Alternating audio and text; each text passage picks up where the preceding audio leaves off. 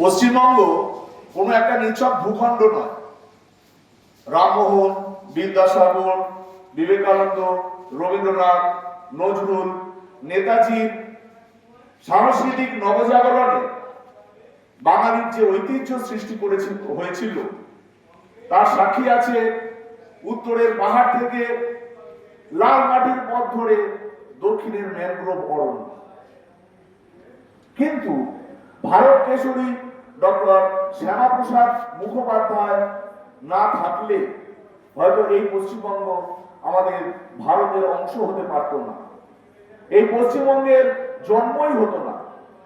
দেশ ভাগের আবহে এমন একটা পরিস্থিতি সৃষ্টি হয়েছিল যে আমাদের এই পশ্চিমবঙ্গ তথা তখনকার দিনের অখণ্ড বাংলা পাকিস্তানেরই অংশ হয়ে যাওয়ার উপক্রম হয়েছিল। সেই সময় ভারতবর্ষ স্বাধীনতার দোরগোড়ায়। মুসলিম লীগের ইচ্ছা ছিল যে অখণ্ড বাংলা পাকিস্তানের সাথে সংযুক্ত হয়ে যাবে, কিন্তু তৎকালীন জাতীয়তাবাদী হিন্দু নেতারা ভেবে দেখলেন, তাদের চিন্তা ভাবনা এলো যে অখণ্ড বাংলা যদি পাকিস্তানের সাথে সংযুক্ত হয়ে যায় তাহলে হিন্দু ধর্মে হিন্দুত্বের কোনো অস্তিত্ব থাকবে না, বাঙালি সংস্কৃতি বিলুপ্ত হয়ে যাবে। সেই সময় মুসলিম লীগের বর্বরতা এবং অত্যাচার হিন্দুদের উপর প্রবল হয়ে উঠেছিল। 1947 সালের দ্য গ্রেট ক্যালকাটা কিলিং, 1946 সালে the great Calcutta killing August মাসে হয়েছিল। 1946 অক্টোবর এবং নভেম্বর মাসে নোয়াখালীতে হিন্দুদের গণহত্যা করা হয়েছিল। সেই সময় অখণ্ড বাংলার হিন্দুরা বুঝতে পেরেছিল পাক শাসনে হিন্দুদের বেঁচে থাকা সম্ভব নয়।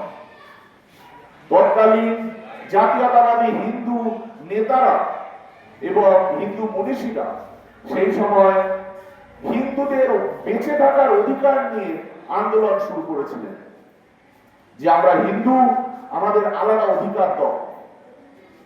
সেই সূত্র ধরেই 1947 সালের 4 এপ্রিল থেকে 6 এপ্রিল আমাদের হুগলি জেলার তারকেশ্বরে যে মহাসংঘ হয়েছিল, বঙ্গীয় হিন্দু মহাসংঘ ডক্টর শ্যামাপ্রসাদ মুখোপাধ্যায়ের নেতৃত্বে, সেখানে শ্যামাপ্রসাদ মুখোপাধ্যায় প্রথম আমাদের পশ্চিমবঙ্গের দাবি করেছিলেন। তিনি বলেছিলেন বঙ্গভঙ্গই এই সমস্যার একমাত্র সমাধান। তারকেশ্বরের রাজবাড়ির মাঠে তিনি যে দাবি তুলেছিলেন, যে দাবিতে সোচ্চার হয়েছিলেন, সেই দাবি ধীরে ধীরে সারা পশ্চিমবঙ্গে ছড়িয়ে পড়ে। তারপর 1947 সালের 20 জুন এই দিন পশ্চিমবঙ্গের যে আইনসভা ছিল, বেঙ্গল লেজিসলেটিভ অ্যাসেম্বলি, বেঙ্গল প্রভিন্সের সেই সময়কার যিনি প্রাইম মিনিস্টার ছিলেন, তখন তাদেরকে চিফ মিনিস্টার বলা হতো না, যিনি প্রাইম মিনিস্টার ছিলেন তিনি ছিলেন হুসেন শাহিন সুহার্দি। তার সভাপতিত্বে ভোটাভুটি হয়। সবার প্রথমে ভোটাভুটি হয় অখণ্ড বাংলা কার সাথে সংযুক্ত হবে, ভারতের সাথে না পাকিস্তানের সাথে। সেখানে সবাই সহমত পোষণ করে যে অখণ্ড বাংলা ভারতের সাথে সংযুক্ত হবে।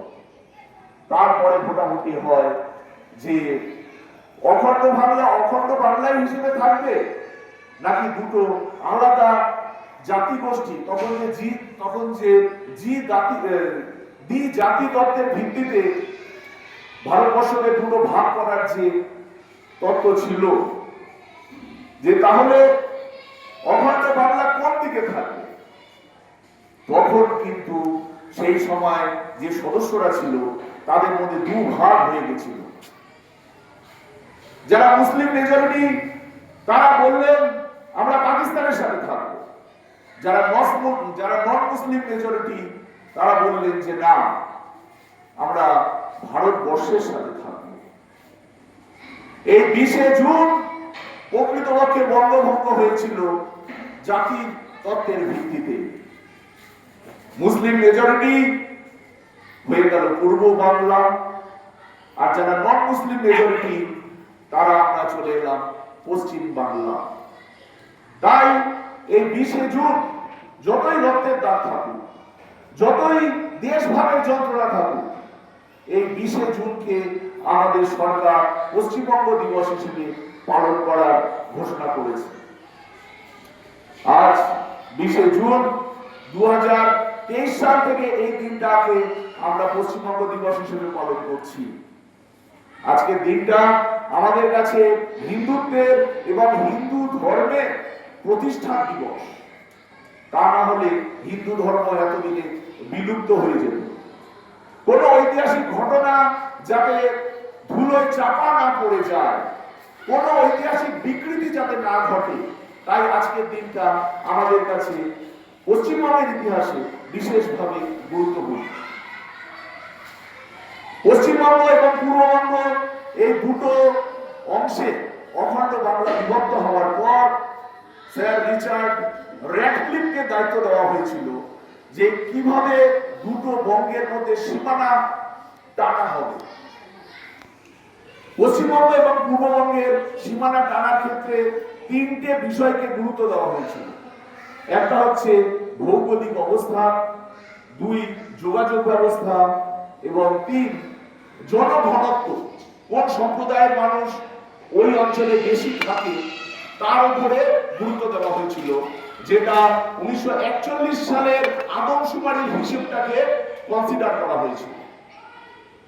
সব ঠিকঠাক ভাবেই র্যাডক্লিফ পূর্ববঙ্গ এবং পশ্চিমবঙ্গের মধ্যে যে ভেদ রেখা সেটা করছিলেন। সমস্যা হলো মুর্শিদাবাদ জেলাকে নিয়ে। মুর্শিদাবাদে মুসলিম মেজরিটি বেশি, কিন্তু মুর্শিদাবাদকে উনি পূর্ববঙ্গের সাথে সংযুক্ত করতে রাজি হলেন না। কেন? তার কারণ হচ্ছে মুর্শিদাবাদের ভৌগোলিক অবস্থান এমন, উনি বললেন মুর্শিদাবাদ যদি পূর্ববঙ্গে সংযুক্ত হয় তাহলে উত্তরবঙ্গ এবং দক্ষিণবঙ্গের মধ্যে কোনো যোগাযোগ থাকবে না, এখানে জনঘনত্ব দেখা যাবে না, এখানে যোগাযোগ ব্যবস্থার উপর গুরুত্ব দিতে হবে। সেই হিসেবে মুর্শিদাবাদ মুসলিম মেজরিটি হলেও মুর্শিদাবাদকে র্যাডক্লিফ পশ্চিমবঙ্গের সাথে অন্তর্ভুক্ত করেছিলেন।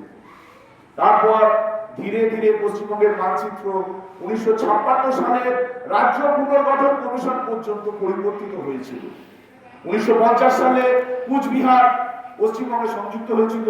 1954 সালে চন্দননগর পশ্চিমবঙ্গে সংযোজিত হয়েছিল এবং 1956 সালে রাজ্য পুনর্গঠন কমিশন যে গঠিত হয়েছিল তারা বিহারের মানভূম অংশটাকে পুরুলিয়া সংযুক্ত করেছিলেন। এইভাবে 1956 সালে এখনকার যে পশ্চিমবঙ্গের মানচিত্র সেটা 1956 সালে কমপ্লিট আকার ধারণ করে। যাই হোক, আজ 20শে জুন আমাদের পশ্চিমবঙ্গের ইতিহাসে একটা স্মরণীয় দিন। এতদিন আমরা অন্যান্য রাজ্যের জন্মদিন পালন করতে দেখেছি, মহারাষ্ট্র দিবস আছে, বিহার দিবস আছে, কিন্তু আমাদের বাঙালিদের যাত্রা বিমান, আমাদের হিন্দুদের গৌরব রক্ষার কোনো দিন ছিল না। সেটা হচ্ছে এই 20শে জুন। আমরা পশ্চিমবঙ্গ দিবস তাই পালন করছি। ইতিহাসকে আমরা স্মরণ করছি, ইতিহাসকে আমরা মর্যাদা দিচ্ছি এবং সবশেষে সেই সমস্ত মনীষীদের যাদের আত্মত্যাগ, সেই সমস্ত নেতাদের, হিন্দুবাদী নেতাদের যাদের চিন্তা ভাবনা এবং সেই সমস্ত মনীষীদের যাদের সংস্কৃতিতে আমরা বাঙালিরা আজও বেঁচে আছি, যাদের সংস্কৃতিতে যাদের চিন্তা ভাবনা আমরা বাঙালিরা পশ্চিমবঙ্গে নিরাপদ ভাবে আছি। এই পশ্চিমবঙ্গ আমাদের হোমল্যান্ড। পশ্চিমবঙ্গে আমরা সবচেয়ে বেশি নিরাপদ বোধ করি। পশ্চিমবঙ্গ আমাদের গর্বের রাজ্য। তাই এই পশ্চিমবঙ্গ দিবসে সমস্ত মনীষীদের শ্রদ্ধা এবং সসম্মানে তাদের কৃতিত্বকে আমরা স্মরণ করি। ধন্যবাদ।